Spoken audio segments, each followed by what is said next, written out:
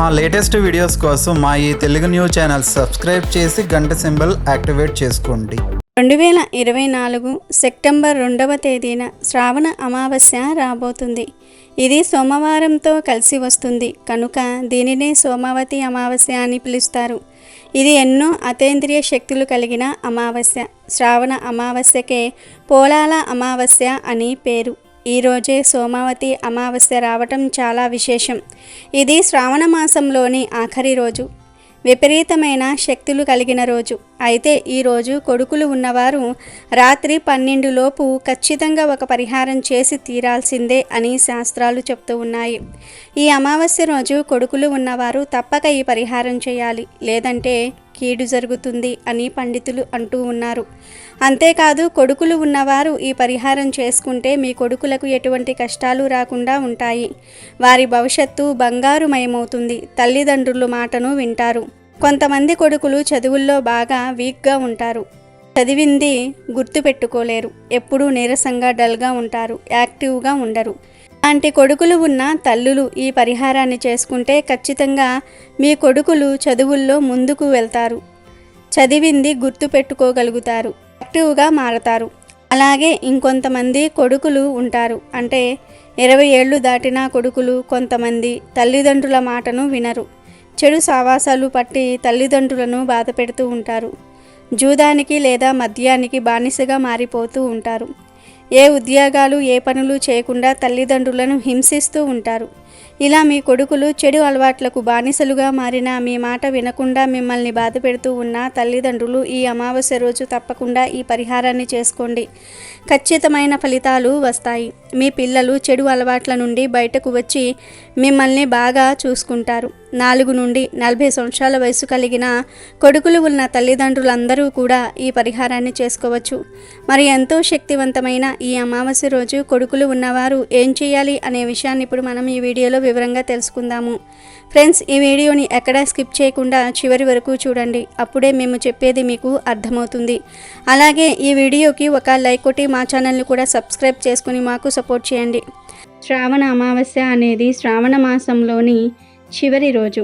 ఇక మరుసటి రోజు నుండి భాద్రపద మాసం ప్రారంభమవుతుంది. ఈ భాద్రపద మాసంలోనే వినాయక చవితి పండుగ వస్తుంది. శ్రావణ బహుళ అమావాస్యను పోలాల అమావాస్య అంటారు. పోలాల అమావాస్యకు హిందూ సాంప్రదాయంలో ఎంతో విశిష్టత ఉంది. స్త్రీలు తమ సౌభాగ్యం కోసం, తమ పిల్లల యోగక్షేమాల కోసం, తమ కుటుంబం కోసం వ్రతాలు ఆచరించడం మనకు అనాది నుంచి వస్తున్న ఆచారం. ఈ అమావాస్య రోజు పోలాంబ వ్రతాన్ని చేస్తారు. ఈ పోలాల అమావాస్య వ్రతం ప్రత్యేకంగా సంతాన సంరక్షణ కోసం నిర్దేశింపబడినది. పెళ్ళయి చాలా కాలమైన సంతానం కలుగని స్త్రీలు, సంతానవంతురాలైన స్త్రీలు ఈ వ్రతాన్ని తప్పకుండా ఆచరించాలి. ఈ వ్రతాన్ని శ్రావణ అమావాస్య నాడు చేసుకోవాలి. పోలాంబ వ్రతంలో పూజలు అందుకునే పోలేరమ్మ సంతానం లేని వారికి సంతానం ఇచ్చే దేవతగా ప్రసిద్ధి చెందింది. పోలాంబ వ్రత పూజలో పోలాంబ విగ్రహాన్ని కానీ ఫోటోను కానీ పెట్టరు. పోలాంబ స్థానంలో పిలకలతో నిండి ఉన్న కంద గొడుగును ఉంచుతారు. దీనిని పోలకమ్మ అంటారు. పోలకమ్మకు పసుపు కుంకుమలు పెడతారు. పోలాల అమావాస్య పూజ ఎలా చేయాలంటే, ముందు స్త్రీలు ఉదయమే నిద్రలేచి శుచిగా స్నానం చేసుకొని ఇంటిని శుభ్రపరచుకొని పూజ చేసే చోట శుభ్రంగా అలికి వరిపిండితో ముగ్గు వేసి ఒక కంద మొక్కను ఉంచి దానికి పసుపు కొమ్ము కట్టిన 4 తోరాలను అక్కడ ఉంచి ముందుగా వినాయకుడికి పూజను చేయాలి. కంద మొక్క దొరకని పక్షంలో కంద పిలక పెట్టి పూజ చేసుకొనవచ్చును. తర్వాత మంగళగౌరీ దేవిని కానీ సంతాన లక్ష్మిని కానీ ఆ కంద మొక్కలోనికి ఆవాహన చేసి షోడశోపచార పూజను చేయవలెను. 9 పూర్ణం బూర్లు మరియు 9 గారెలు, 9 రకముల కూరగాయలతో చేసిన ముక్కల పులుసు అమ్మవారికి నైవేద్యంగా సమర్పించాలి. తదుపరి కథను చదువుకొని కథా అక్షింతలను శిరస్సున ధరించాలి. అనంతరం బాగా సంతానవతి అయిన పెద్ద ముత్తైదువును, అంటే మంచి సంతానవతి అయిన పెద్ద ముత్తైదువును పూజించి నైవేద్యం పెట్టని 9 పూర్ణం బూర్లు ఒక తోరాన్ని ఆమెకు వాయనంగా సమర్పించాలి. తాంబూలంలో కొత్త చీర, రవికిల గుడ్డ పెట్టి ఆమెకు సమర్పించి దీవెనలు అందుకోవాలి. ఆ తరువాత కంద మొక్కకు ఒక తోరాన్ని కట్టాలి. మరొకటి తమ మెడలో కట్టుకుని, అంటే వ్రతం చేసిన స్త్రీ మెడలో కట్టుకుని మిగిలిన తోరాన్ని తన ఆఖరు సంతానం మొలలో కట్టాలి. ఈ విధంగా కట్టడం వల్ల పిల్లలకు అకాల మృత్యువు భయం ఉండదని శాస్త్రవచనం. సంతానం ఇంకా లేనివారు ఇక్కడ ఉన్న పిల్ల కంద మొక్కకు మిగిలిన తోరణాన్ని సమర్పించవచ్చును. ఇక ఏ నైవేద్యములను సమర్పించాలంటే ఆడపిల్ల కావాలనుకునేవారు లేదా ఆడపిల్లలు ఉన్నవాళ్ళు గారెలు సమర్పించాలి. మగపిల్లవాడు కావాలనుకునేవాళ్ళు లేదా మగపిల్లలు ఉన్నవాళ్ళు బూరెలు అమ్మవారికి సమర్పించాలి. పూర్ణం బూరె పూర్ణం గర్భానికి చిహ్నం. అందులోని పూర్ణం గర్భస్థ శిశువుకు చిహ్నం. స్త్రీకి మాతృత్వం కూడా అంత మధురమైనది కనుక పూర్ణం బూరెలు వాయనంగా ఇవ్వాలనే నియమాన్ని విధించారు. గోదావరి జిల్లాలో కొందరు పనస ఆకులతో బుట్టలు కుట్టి ఇడ్లీ పిండి అందులో నింపి ఆవిరి మీద ఉడికించి దానిని కూడా అమ్మవారికి నైవేద్యం పెడతారు. వీటినే పొట్టిక్క బుట్టలు అని కూడా అంటారు. ఒకసారి కైలాసానికి వెళ్ళిన ఇంద్రాణీదేవి పార్వతీదేవిని ఇలా అడుగుతుంది. పార్వతీమాత మంచి పుత్రులు కావాలన్నా, సకల శుభాలు కలగాలన్నా, అష్టైశ్వర్యాలు కలగాలన్నా ఏ వ్రతం ఆచరించాలి అని అడిగి ఆ వ్రతం గురించి తెలుపమని అడుగుతుంది. అప్పుడు పార్వతీమాత ఇంద్రాణీదేవితో ఇలా చెప్పింది. శ్రావణ మాసంలోని ఆఖరి రోజున అమావాస్య రోజు చేసే పోలాల అమావాస్య వ్రతం అత్యంత పవిత్రమైనది. ఈ వ్రత మహత్యం తెలిపే ఒక కథ చెప్తాను, శ్రద్ధగా విను అని ఇలా చెప్పసాగింది. పూర్వం పిల్లల మర్రి అనే గ్రామంలో సంతాన రామ అవధానులు అనే స్మార్థ పండితుడు ఉండేవాడు. అతనుకు 7 మగపిల్లలు. అందరికీ పెళ్ళిళ్ళయ్యాయి. కోడళ్ళు కూడా కాపురానికి వచ్చారు. పెద్ద కోడళ్ళు 6 పిల్లలు పుట్టారు. కానీ చిన్న కోడలు సుగుణకు మాత్రం పిల్లలు పుట్టడం వెంటనే చనిపోతూ ఉండటం జరిగేది. అలా 6 సార్లు జరిగింది. ఆ కారణంగా ఏ కోడలికి ఆ 6 సంవత్సరాలు పోలాల అమావాస్య వ్రతం చేసుకోవడం కుదరలేదు. అందుచేత సుగుణంటే వారికి చాలా కోపం. దాంతో వారు సుగుణను సూటిపోటి మాటలతో బాధించేవారు. 7వ సంవత్సరం సుగుణ మరోసారి గర్భవతి అయ్యింది. ఈసారి సుగుణను పిలవకుండా వ్రతం చేసుకోవాలని పెద్ద కోడళ్ళు నిర్ణయించుకున్నారు. సరిగ్గా శ్రావణ అమావాస్య నాడు సుగుణకు ప్రసవమై మృత శిశువును కంది. ఈ సంగతి తోడికోళ్లకు తెలిపితే తనను వ్రతానికి పిలవరని తలచి చనిపోయిన బిడ్డను తన గదిలో దాచి ఎవరికీ అనుమానం రాకుండా తన కడుపు దగ్గర చిన్న గుడ్డల మూట ఉంచి తోడికోడళ్లతో కలిసి పోలాల అమావాస్య వ్రతాన్ని ఆచరించింది. ఆ తర్వాత తన ఇంటికి వచ్చి మరణించిన తన పుత్రుణ్ణి ఎత్తుకుని కన్నీటితో శ్మశానానికి వచ్చి గతంలో తన పుత్రుల సమాధుల దగ్గర కూర్చుని కన్నీరు మున్నీరుగా విలపించసాగింది. అప్పటికి బాగా చీకటి పడిపోయింది. ఆ సమయంలో గ్రామ సంచారానికి బయలుదేరిన పోలేలమ్మదేవి సుగుణ దగ్గరకు వచ్చి ఎందుకు రోదిస్తున్నావు తల్లి అని అడిగింది. అప్పుడు సుగుణ తన కన్నీటి కథను వివరించి చెప్పింది. పోలేలమ్మదేవి జాలిపడి, సుగుణ బాధపడకు, నీ పుత్రుల సమాధుల దగ్గరకు వెళ్ళి ఏ పేర్లైతే నీ పిల్లలకు పెట్టాలని అనుకున్నావో ఆ పేర్లతో వారిని పిలువు అని చెప్పి మాయమైపోయింది. సుగుణ వెంటనే ఆ సమాధుల దగ్గరకు వెళ్ళి తన పుత్రులను పేరు పేరునా పిలిచింది. వెంటనే ఆ సమాధుల నుంచి ఆమె పిల్లలు సజీవంగా లేచి వచ్చి తమ తల్లిని కౌగిలించుకున్నారు. సుగుణ ఆనందంగా వారిని దగ్గరకు తీసుకుని వారిని వెంటబెట్టుకుని ఇంటికి వచ్చి జరిగిందంతా కూడా తన తోడికోడలకు చెప్పింది. అందరూ సంతోషించారు. ఆనాటి నుండి సుగుణ ప్రతి శ్రావణ అమావాస్య నాడు ఈ వ్రతాన్ని ఆచరిస్తూ పిల్లా పాపలతో ఆనందమయ జీవితాన్ని అనుభవించి తరించింది. కావున ఈ వ్రతాన్ని భూలోకంలో శ్రావణ అమావాస్య రోజు ఎవరైతే ఆచరిస్తారో వారు సకల శుభాలను అనుభవించి సద్గతులను పొందుతారని పార్వతీమాత ఇంద్రాణీదేవికి వివరించింది. ఇక ఎంతో శక్తివంతమైన ఈ అమావాస్య రోజు కొడుకులు ఉన్నవారు తప్పక ఒక పరిహారం చేయాలి. లేదంటే చెడు దృష్టి వలన కీడు జరుగుతుందని పండితులు అంటూ ఉన్నారు. ఇది ఎన్నో అతీంద్రియ శక్తులు కలిగిన అమావాస్య. ఈ అమావాస్య రోజు కొడుకులు ఉన్నవారు ఖచ్చితంగా ఒక పరిహారం చేసి తీరాల్సిందే అని శాస్త్ర పండితులు చెప్తూ ఉన్నారు. ఈ అమావాస్య రోజు కొడుకులు ఉన్నవారు ఈ చిన్న పరిహారం చేస్తే వారి జీవితం చక్కగా ఉంటుంది. వారి భవిష్యత్తు బంగారుమయమవుతుంది. కొడుకులు ఉన్న ప్రతి తల్లి కూడా ఈ పరిహారాన్ని చేయాలి. అప్పుడే మీ కొడుకులు సన్మార్గంలో ముందుకు వెళ్తారు. అంతేకాదు వారిపై ఉండే చెడు అంతా కూడా వెళ్ళిపోతుంది. కాబట్టి కొడుకులు ఉన్నవారు తప్పక ఈ పరిహారం పాటించండి. పూర్వకాలంలో మన ఋషులు పెద్దలు అందరూ కూడా కొడుకుల కోసం ఈ పరిహారాలు చేసేవారు. ఎవరి వీలును బట్టి వారు ఏదో ఒక పరిహారం తప్పనిసరిగా చేసుకునేవారు. మన హిందూ సాంప్రదాయంలో కొడుకులకు చాలా ప్రాధాన్యతను ఇస్తారు. వంశోద్ధారకుడని, వంశాన్ని నిలబెట్టేవాడని కొడుకు పుడితే చాలా సంతోషిస్తారు.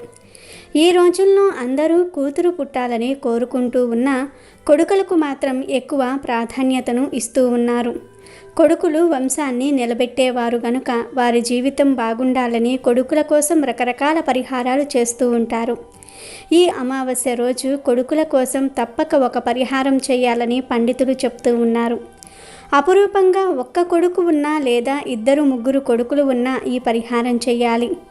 చాలామంది పిల్లలు తరచుగా జబ్బు పడుతూ ఉంటారు. ఎప్పుడు చూసినా మారం చేస్తూ ఉంటారు. తల్లిదండ్రులను విసిగిస్తూ ఉంటారు. మాట వినరు. దీనికి కారణం ఏమిటంటే కొంతమంది కళ్ళు పిల్లలపై పడటమే. అందులోనూ మగపిల్లవాడు ఉంటే చాలామంది కుళ్ళుకుంటూ ఉంటారు. వాళ్లకు మగపిల్లలు ఉన్నారు, మాకు అందరూ ఆడపిల్లలే పుట్టారే అని అసూయపడుతూ ఉంటారు. పిల్లలకు దిష్టి పెడుతూ ఉంటారు. కొడుకు చిన్నపిల్లవాడైనా లేదా పెద్దవాడైనా వారి మీద చాలామంది కళ్ళు పడుతూ ఉంటాయి. దిష్టి తగులుతుంది. ఇలా కొడుకులపై ఉండే చెడు దిష్టి, కనుదిష్టి, నరకన్ను అన్నీ తొలగిపోయి వారి జీవితం వృద్ధిలోనికి రావాలంటే అమావాస్య రోజు సాయంత్రం అంటే చీకటి పడిన తరువాత ఈ పరిహారం చేయండి. అంటే 6 దాటిన తర్వాత మొదలుకుని అర్ధరాత్రి లోపు ఎప్పుడైనా సరే ఈ పరిహారం చేయండి. మీ కొడుకులను చక్కగా అదృష్టం వరిస్తుంది. మగ పిల్లలకు దిష్టి తీయటం వలన వారి ఎదుగుదల చాలా బాగుంటుంది. వారి జీవితం బాగుంటుంది. అంటే మీ కొడుకులు చదువులో ముందున్నా లేదా మీ కొడుకు బాగా డబ్బు సంపాదిస్తూ ఉన్నా కొంతమంది ఓర్వలేరు, అసూయ పడతారు, దిష్టి పెడతారు. వారి కంట్లో పడి పిల్లలు వీక్ అయిపోతూ ఉంటారు, అనారోగ్యాల బారిన పడుతూ ఉంటారు. ఒకవేళ మీ ఇంట్లో కొడుకులకు కూడా తరచుగా జబ్బు చేస్తూ ఉంటే మీరు ఖచ్చితంగా ఈ పరిహారం చేయండి. అప్పుడు మీ కొడుకులపై ఉండే చెడు నరదృష్టి, నరకన్ను అన్నీ కూడా వెళ్ళిపోతాయి. మీ కొడుకులకు మంచి మానసిక ఉల్లాసం కలుగుతుంది. చాలా మంచి జరుగుతుంది. అయితే ఈ దిష్టిని దేనితో పడితే దానితో తీయకూడదు. కొంతమందికి ఆనవాయితీలు ఉంటాయి, మరి కొంతమందికి ఏ ఆనవాయితీలు ఉండవు. ఇలా మీకు ఆనవాయితీ ఉన్నా లేకపోయినా ఈ అమావాస్య రోజు కోడిగుడ్డుతో దిష్టి తీయండి. ఎలాంటి దోషం ఉండదు. కోడిగుడ్డుతో దెరగదుడిస్తే చక్కగా దిష్టంతా కూడా పోతుంది. ఈ దిష్టి ఎలా తీయాలంటే అమావాస్య రోజు చీకటి పడిన తర్వాత మీ కొడుకును ఒక చోట కూర్చోబెట్టి కోడిగుడ్డుతో 11 సార్లు అపసవ్య దిశలో చుట్టూ తిప్పండి. అలా తిప్పేటప్పుడు ఇరుగు దిష్టి, పొరుగు దిష్టి, అందరి దిష్టి పోవాలని చెప్పండి. ఇలా దిగదుడిచిన తర్వాత ఈ కోడిగుడ్డును ఎవ్వరూ లేని ప్రదేశంలోనికి తీసుకొని వెళ్ళి నేలకేసి పగులగొట్టి వెనక్కి తిరిగి చూడకుండా ఇంటికి వచ్చేయండి. ఈ ప్రక్రియను తల్లి లేదా తండ్రి చేయాలి. ఇంటి లోపలికి వెళ్లే ముందు కాళ్ళు కడగటం మాత్రం అస్సలు మర్చిపోవద్దు. ఇలా కుదిరిన వారు కోడిగుడ్డుతో దిష్టి తీయండి. లేదు మాకు భయం, మేమెప్పుడూ కోడిగుడ్డుతో దిష్టి తీయలేదు, మాకు ఆనవాయితీ లేదు అనుకునేవారు చక్కగా జీడి గింజలతో కొడుకులకు దిష్టిని తీయండి. జీడి గింజలతో దిష్టి తీస్తే చాలా త్వరగా చెడు మొత్తం కూడా పోతుంది. పిల్లలు మంచి అభివృద్ధిలోనికి వస్తారు. లేదంటే సింపుల్గా రాళ్ల ఉప్పు, ఆవాలతో దిష్టి తీసినా కూడా చాలా బ్రహ్మాండంగా పనిచేస్తుంది. ఈ దిష్టి ఎలా తీయాలంటే ఎడమ చేతిలో రాళ్ల ఉప్పు పట్టుకొని ఆ ఉప్పు మీద కొన్ని ఆవాలు వేసుకొని దానితో దిష్టి తీయండి. పిల్లలపై ఉన్న దిష్టంతా కూడా వెళ్ళిపోతుంది. వారిపై ఉండే చెడు అంతా కూడా వెళ్ళిపోతుంది. పిల్లలు నెగిటివ్ నుండి బయటపడతారు. వారిపై ఉండే చెడు ఘోష, నరఘోష, నరుని కన్ను, ఏడుపులు చక్కగా తొలగిపోతాయి. అప్పుడు మీ పిల్లలు చీటికి మాటికి అనారోగ్యానికి గురి అవ్వరు. వారి ఎదుగుదల బాగుంటుంది. ఎందుకంటే ఈ అమావాస్య చాలా శక్తివంతమైనది. ఈరోజు దృష్టి తీస్తే ఈజీగా పోతుంది. కాబట్టి కొడుకులు ఉన్నవారు చక్కగా 12 లోపు దిష్టి తీసేయండి. మగ పిల్లలకే దిష్టి తీయాలా, ఆడపిల్లలకు తీయకూడదా అనే సందేహం రావచ్చు. ఈ దిష్టిని ఎవ్వరికైనా సరే తీయవచ్చు. వీరికే తీయాలనే రూల్ ఏమీ లేదు. కాకపోతే వంశోద్ధారకుడు కాబట్టి కొడుకులకు ప్రాధాన్యత ఇస్తారు. పిల్లలకు, పెద్దలకు, మగవారికి, ఆడవారికి ఎవ్వరికైనా సరే తరచుగా అనారోగ్య సమస్యలు వస్తూ ఉంటే వారికి కూడా ఈ దిష్టిని తీయవచ్చు. అంతేకాదు, ఇలా దృష్టి తీయటం వలన మీ పిల్లలకు మతిమరుపు తగ్గుతుంది, చదువులో ముందుంటారు, చదివింది గుర్తుపెట్టుకుంటారు. అంతేకాదు, మీ కొడుకులు జూదం తాగుడు వంటి చెడు అలవాట్ల నుండి బయటపడతారు, తల్లిదండ్రుల మాట వింటారు, చక్కగా వారి మీద ఉన్న కీడు అంతా కూడా పోతుంది, తల్లిదండ్రులను ప్రేమగా చూసుకుంటూ ఉంటారు. కనుక మీరు కూడా ఈ శక్తివంతమైన అమావాస్య రోజున ఈ విధంగా దిష్టి తీయండి. కుదిరితే ప్రతి అమావాస్య రోజు ఇలా దృష్టి తీస్తూ ఉండండి. మీకు మరియు మీ కొడుకులకు అంతా మంచే జరుగుతుంది. ఇక ఎంతో శక్తివంతమైన ఈ అమావాస్య రోజు ఒక చెట్టును తాకితే చాలు, మీ కష్టాలన్నీ కూడా పోతాయి, కోట్ల వర్షం కురుస్తుంది, మీ జీవితం అద్భుతంగా మారిపోతుంది అని శాస్త్రాలు చెప్తూ ఉన్నాయి. ఈ అమావాస్య రోజున ప్రత్యేకంగా మందార చెట్టును తాకితే చాలు, లక్ష్మీదేవి మీ ఇంట్లో కోట్ల వర్షం కురిపిస్తుంది. ఈరోజు సాక్షాత్తు లక్ష్మీ స్వరూపమైనటువంటి మందార చెట్టును ఎవరైతే తాకుతారో వారి ఇంట్లో అమ్మవారు కోట్ల వర్షం కురిపిస్తుంది. వారికి మహారాజు యోగం పడుతుంది. ఎందుకంటే ఈరోజు మందార చెట్టులోని ధాతువులు విపరీతంగా యాక్టివేట్ అవుతాయి. కనుక ఈరోజు ఎక్కడ మందార చెట్టు కనిపించినా ఆ మందార చెట్టును లక్ష్మీ స్వరూపంగా భావించి చెట్టుకు కొన్ని నీళ్లు పోసి చెట్టు చుట్టూ 3 ప్రదక్షిణలు చేసి మందార చెట్టు కింద ఆవు నెయ్యితో దీపం వెలిగించి చెట్టును 11 సార్లు తాకండి చాలు. ఇలా ఎవరైతే ఈరోజు మందార చెట్టును తాకుతారో వారి దశ మారిపోవటం ఖాయం అని శాస్త్రాలు చెప్తూ ఉన్నాయి. ఈరోజు ఇలా మందార చెట్టును తాకితే కోట్ల వర్షం కురుస్తుంది, మన ఒంట్లోకి దైవిక శక్తులు ప్రవేశిస్తాయి, ధన సమస్యలు పోతాయి. ఇదంతా చేయటం కుదరని వారు ఈరోజు స్నానం చేసి కేవలం మందార చెట్టును 11 సార్లు తాగితే చాలు, మీకు అదృష్టం పడుతుంది. మీ తలరాత ఈ రోజుతో మారి ఊహించలేని ధనయోగం కలుగుతుంది. నక్కతోక తొక్కినట్లు మీరు అపర కుబేరులుగా మారిపోతారు. అంతేకాదు, ఈరోజు మందార చెట్టును తాకితే మీ ఒంట్లోని చెడునంతటినీ కూడా ఆ చెట్టు లాగేసుకుంటుంది, మీకు మంచి జరుగుతుంది. మందార చెట్టు అంటే లక్ష్మీదేవికి ఎంతో ఇష్టం గనుక ఈరోజు మందార చెట్టును తాకితే అమ్మవారి అనుగ్రహంతో సకల ఐశ్వర్యాలు సిద్ధిస్తాయి. మనం రకరకాల పూల చెట్లను ఇంట్లో పెంచుకుంటూ ఉంటాము. మనకు ఇంట్లో పెంచుకోవడానికి వీలుగా ఉండే పూల చెట్లలో మందార చెట్టు కూడా ఒకటి. ఈ చెట్టుకు అన్ని కాలాలలో పూలు పూస్తూనే ఉంటాయి. చాలామందికి మందార మొక్కను మన ఇంట్లో పెంచుకోవచ్చా అనే సందేహం కలుగుతుంది. సందేహం ఏమీ అవసరం లేదు, నిశ్చింతగా మందార చెట్టును ఇంట్లో పెంచుకోవచ్చు. ఇంట్లో మందార పూల మొక్క ఉంటే తప్పకుండా శ్రీ మహాలక్ష్మీదేవి అనుగ్రహం ఉంటుంది. మందార మొక్క పూలు పూస్తే చూడడానికి చాలా అందంగా ఉంటుంది. ఈ మొక్క ఎన్ని పూలు పూస్తే అంత సంపద మన ఇంట్లోకి వస్తుందని పెద్దలు చెప్తూ ఉంటారు. దేవతా పూజకు కూడా మనం మందార పూలను ఉపయోగిస్తూ ఉంటాము. దేవతా వృక్షాలలో మందార చెట్టుకు ప్రత్యేకమైన స్థానం ఉంది. మన శాస్త్రంలో చెప్పిన 5 దేవతా వృక్షాలలో మందార చెట్టు కూడా ఒకటి. ఆ 5 దేవతా వృక్షాలు ఏమిటి అంటే, మొదటిది పారిజాతం, రెండవది కల్పవృక్షం, మూడవది హరిచందనం, నాలుగవది సంతాన వృక్షం, ఐదవది మందారము. ఈ 5 వృక్షాలను దేవతా వృక్షాలు అంటారు. దేవతా వృక్షాలలో మందార చెట్టు ఉండటం వలనే దీనికి ఎంతో ప్రాముఖ్యత ఏర్పడింది. అన్ని కాలాలలో పూలు పూసే ఈ మందార మొక్కను ఇంట్లో పెంచుకుంటే ఇంట్లోని వారికి ధనానికి లోటు ఉండదు. మందార మొక్కతో ఆధ్యాత్మిక పరంగానే కాకుండా ఆయుర్వేద పరంగా కూడా ఎన్నో ఉపయోగాలు ఉన్నాయి కనుక మందార మొక్కను ఇంట్లో పెంచుకోవటం వల్ల ఆరోగ్యంతో పాటు ఆధ్యాత్మిక పరంగా కూడా లాభాలను పొందవచ్చు. కనుక ప్రతి ఒక్కరూ ఈ శక్తివంతమైన అమావాస్య రోజు మందార చెట్టును తాకి శుభ ఫలితాలను పొందండి. అమావాస్య సోమవారంతో కలిసి వచ్చింది కనుక దీనినే సోమావతి అమావాస్య అంటారు. ఇది చాలా శక్తివంతమైన అమావాస్య. సోమావతి అమావాస్య శివరాత్రి కంటే గొప్ప పర్వదినము. కోటి సూర్యగ్రహణాలకు సమానమైన శక్తి ఈ రోజుకు ఉంటుంది. ఇటువంటి అద్భుతమైన రోజును వృధా చేయకుండా శివారాధన చేస్తే సకల శుభాలు కలుగుతాయి. కాశీలో సోమవారంతో కూడిన అమావాస్య రోజు 2 కాకులు శివుడు చుట్టూ ప్రదక్షిణం చేసి ఆ 2 కాకులు శాశ్వతంగా ప్రథమ ఘనాలలో కలిసిపోయాయి. ఇలాంటి శక్తివంతమైన రోజు 2 కాకులు ప్రదక్షిణం చేసినంత మాత్రానే ఆ మహాశివుడు ఆ కాకులకు ప్రథమ ఘనాధిపత్యం ఇచ్చినట్లు కాశీఖండం చెప్తోంది. ఈరోజు ఎవరైనా వీలు కల్పించుకొని ఈశ్వర ఆరాధన గుడిలో లేదా ఇంట్లో చేసుకుంటే సకల అభిష్టాలు నెరవేరుతాయి. శివ పురాణంలో రుద్రకంఠంలో ఈ పర్వదినం గొప్పతనం గురించి ఇలా వివరించటం జరిగింది. ఒక అర్చకుడు ఈ పర్వదినం రోజు శివలింగం మీద ఒక బిల్వపత్రాన్ని ఉంచుతాడు. ఆ బిల్వపత్రం కింద ఒక చీమ ఉంది.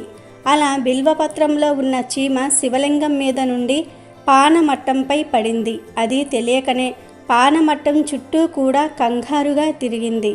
అలా తెలియక సోమావతి అమావాస్య రోజు ఒక్కసారి ప్రదక్షిణం చేసిన పుణ్యానికి మహాశివుడు సంతోషించి ఆ చీమకు మానవ జన్మ ఇచ్చి వచ్చే జన్మలో కాశీరాజు అవుతావు అని వరం ప్రసాదించాడు. అలా ఆ చీమ తర్వాత జన్మలో కాశీ పట్టణానికి మహారాజుగా మారింది. సోమావతి అమావాస్య రోజు తెలియక చీమ ఒక్కసారి శివలింగం చుట్టూ తిరిగినంతనే అంతటి పుణ్యాన్ని చీమకు మహాశివుడు ప్రసాదించాడు. అంతటి శక్తి సోమావతి అమావాస్యకు ఉన్నది. అమెజాన్లో బెస్ట్ డిస్కౌంట్స్ కోసం వీడియో డిస్క్రిప్షన్లో లింకు ఉంది, చూడండి. అలాగే మా టెలిగ్రామ్ ఛానల్ సబ్స్క్రైబ్ చేసుకోండి.